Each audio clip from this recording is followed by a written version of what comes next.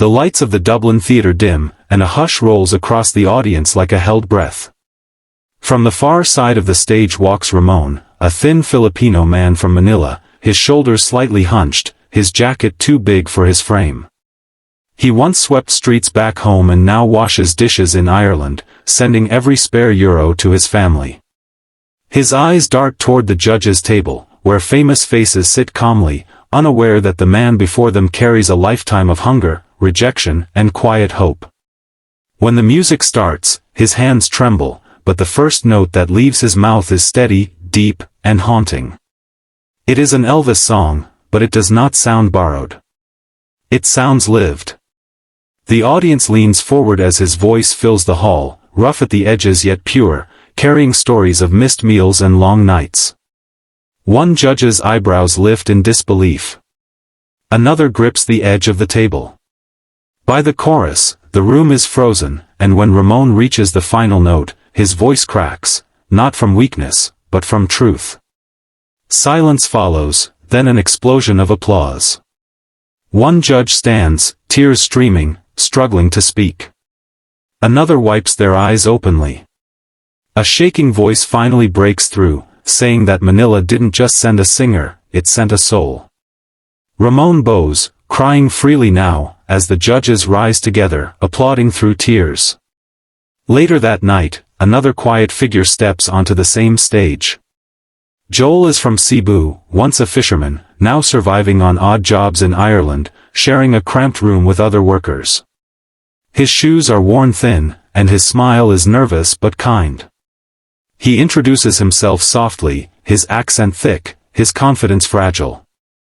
The judges nod politely, not expecting what comes next. When the backing track begins, Joel closes his eyes as if standing by the sea back home. His voice bursts out, powerful and aching, rich with longing.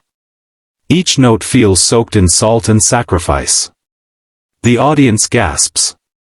A judge's hand flies to their mouth, eyes filling instantly.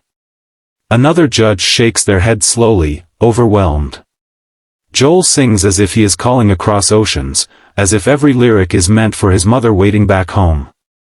By the bridge of the song, the audience is crying openly. A judge stands without realizing it, clapping softly through tears. When Joel finishes, he presses his forehead to the microphone, sobbing. One judge finally speaks, voice breaking, saying this is not just talent, this is pain turned into beauty. The crowd erupts, chanting his name, while Joel drops to his knees, hands covering his face, unable to believe what he has just done. As the night nears its end, Mark from Davao walks onto the stage. He worked construction sites in Ireland, carrying bricks by day and dreams by night. Poverty has etched itself into his posture, but there is fire in his eyes. He takes a deep breath and looks at the judges, whispering that music is all he has. When he begins to sing, the sound is raw and fierce, trembling with emotion. It is Elvis again, but transformed, darker, heavier, filled with longing. The judges exchange looks of shock as Mark's voice rises, cracking open something deep inside the room. One judge presses a hand to their chest, tears spilling freely. Another leans forward, eyes shining, whispering that this is something rare. Mark's voice shakes near the end, and he almost breaks, but he pushes through, pouring every ounce of pain into the final note. When it ends, the judges are already standing, crying openly. Applause thunders as Mark collapses to his knees, sobbing. A judge steps forward, voice trembling, saying that Davao didn't just make them cry, it reminded them why music matters.